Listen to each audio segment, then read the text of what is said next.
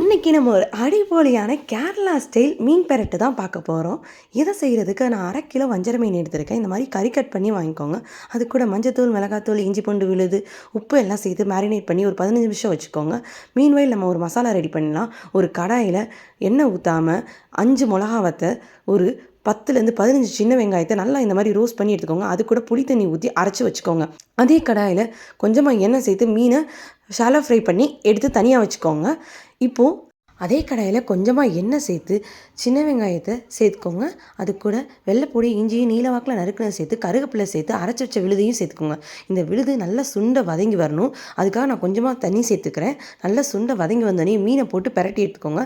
கடைசியாக இறக்கும் போது மிளகுத்தூள் தூவி இறக்குனா அடடா, வீட்டே மணமணக்கிற அளவுக்கு ஒரு அசத்தலான மீன் பெரட்டு ரெடி.